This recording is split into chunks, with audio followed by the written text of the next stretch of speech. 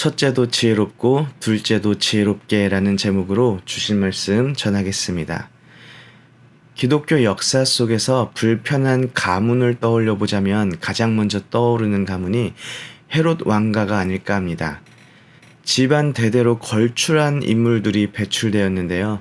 가장 먼저 헤롯 대왕을 떠올려 보면 아기 예수를 죽이기 위해서 많은 아기들을 살해하였던 인물입니다. 그리고 헤롯 대왕의 아들 분봉왕 안디바는 세례 요한의 목을 벤 인물입니다. 그리고 분봉왕의 아들 아그리빠 1세는 야고보를 찔러 살해하고 유대인들의 인기를 얻기 위해 그리스도인들을 박해하던 인물입니다. 그리고 그 아그리빠 1세가 스스로 자만하다 죽음을 당하게 되고 오늘 본문에 그의 아들 아그리빠 2세가 등장합니다. 23절을 보니 아그리빠와 버니게가 크게 위험을 갖추고 들어왔다고 기록되어 있습니다. 그리고 그 뒤로 천부장들과 고위 관리들이 함께 들어왔습니다. 아그리빠와 버니게는 사실 남매 사이입니다. 근친상관이라고 하죠. 남매지만 서로 결혼을 한 관계입니다. 이것은 손가락질을 받을 만한 일이죠. 그런 아그리빠가 그의 누이이며 아내인 버니게와 함께 크게 위험을 갖추고 들어왔습니다. 높은 사람들과 함께 자신의 사회적 지위를 자랑하며 들어온 것입니다. 학자들은 왕이 입었던 자색 옷을 입고 한껏 치장을 하고 들어왔다고 설명합니다. 아무리 자색 옷을 입고 크게 위험을 갖추어도 그리고 사회적 지위가 높은 사람들과 함께 들어왔어도 떳떳하지 못하고 음란한 결혼 관계를 가지고 있는 사실을 가릴 수가 없습니다.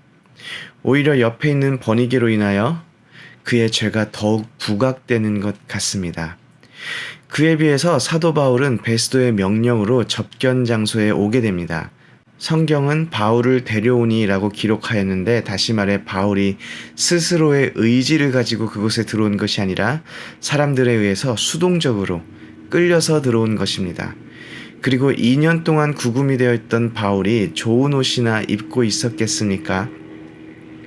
아주 좋은 옷을 입고 높은 자리에 앉아 막 30살 정도 된 아그리빠에 비해서 인생의 마지막 시간을 살고 있으며 피고인으로 묶여서 서 있는 바울의 모습이 비교가 되십니까? 누가 봐도 아그리빠는 인생의 승리자와 같고 사도 바울은 초라하게 꺼져가는 그런 심지와도 같습니다. 세상은 아그리빠와 같은 사람들의 손을 들어주겠지만 하나님의 역사는 바울을 통해서 흘러가고 있습니다. 세상은 겉으로 드러나 보여지는 모습에 환호하지만 하나님은 하나님께 삶을 맡긴 사람을 기뻐하며 그의 삶을 사용하십니다. 오늘 본문의 자리가 만들어진 이유는 베스도에게 아그리빠의 도움이 필요했기 때문입니다. 유대의 모든 무리가 크게 외쳐서 사도 바울을 살려두지 못할 사람이라 하며 베스도에게 청혼했지만 베스도가 살펴보니 죽일 죄를 범한 일이 없었음을 알게 되었습니다. 아마 유대인들이 끊임없이 베스도에게 사도 바울을 죽이라는 요구를 했던 것으로 보입니다. 베스도가 사도 바울을 무죄로 선포하고 풀어줄 수 있었지만 사도 바울이 황제에게 상소하기로 결정하였습니다. 이와 같은 상황에서는 리테라 디미소리아라는 책임이 있었습니다. 그것이 무엇이냐면 황제에게 상소에 대해서 자초지종과 함께 그 내용을 보내야 합니다. 그리고 리벨루스 아페라토리아라는 것을 제출해야 했는데 그것은 상소할 자료에 관한 공식 보고서입니다. 한 나라의 황제가 재판을 하기로 하는데 관할 지역의 총독이 황제에게 상황 파악도 보내주지 못하고 상소에 관한 아무런 자료도 보내주지 못하면 그 총독의 무능함이 드러남과 동시에 법적인 책임조차 이행하지 못하게 되는 것이 드러나는 것입니다. 새로 부임한 지 얼마 되지도 않는 총독이 처음부터 무능력자, 무책임자로 찍혀버리면 앞으로 더 높은 관직에 올라가기가 힘들지 않겠습니까? 그래서 총독 벨릭스가 아그리빠에게 도움을 청하게 되는 상황이 된 것입니다. 아그리빠가 바울에게 자신을 위해 말하는 것을 허락합니다. 그리고 바울이 손을 들어 변명을 시작합니다. 2절 3절입니다. 아그리빠 왕이여, 유대인이 고발하는 모든 일을 오늘 당신 앞에서 변명하게 된 것을 다행히 여기나이다. 특히 당신이 유대인의 모든 풍속과 문제를 아심이니이다. 그러므로 내 말을 너그러이 들으시기를 바라나이다.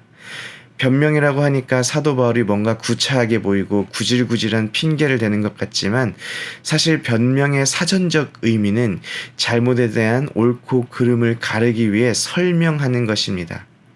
사도 바울이 변명을 시작하기 전에 참 지혜롭게 시작하였다라는 것을 우리가 볼 수가 있습니다. 우선 2절에서 오늘 당신 앞에서 변명하게 된 것을 다행히 여기나이다 라는 말을 통해 아그리빠와 자신의 입장을 인정하고, 또 아그리빠가 어떤 인물인지를 떠나 감사를 표합니다. 그리고 3절에 아그리빠가 유대에 관한 일들을 잘 아는 유능한 사람임을 칭찬합니다.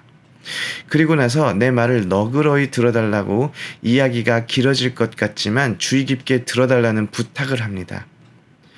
사도 바울이 사람의 마음을 여는 매직 월드를 사용하는 것입니다. 이 매직 월드가 바로 감사와 칭찬입니다.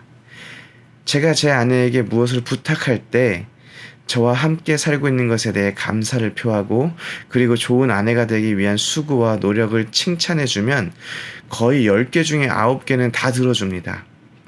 제 아내가 이 말을 듣지 말아야 할 텐데요. 아무튼 사도 바울은 아그리빠의 근친상간의 죄를 만천하에 비난하면서 회개하라 선포하고 예수 그리스도의 복음을 전할 수 있었지만, 사도 바울은 그런 방법을 선택하지 않았습니다. 왜냐하면 논리적으로 자신이 하고 싶은 말들을 하며 끝까지 복음을 다 전하기 위해서입니다. 하나님께서 사도 바울에게 아그리빠에게 복음을 전할 수 있는 기회를 제공해 주었고, 사도 바울은 그 기회를 아주 지혜롭고 전략적으로 잘 사용하고 있는 것입니다. 하나님의 복음은 사람을 살립니다. 그리고 그 복음을 전하는 우리는 지혜로워야 합니다. 하나님은 우리에게도 지금 이 시간에도 복음을 전할 수 있는 기회를 제공해 주고 계십니다. 왜냐하면 우리의 입술로 전하는 복음도 복음이지만 우리가 살아가는 삶의 모습으로도 우리의 복음이 전해집니다. 그렇기에 우리는 우리의 말과 입술 그리고 행동 모두 지혜로워야 합니다.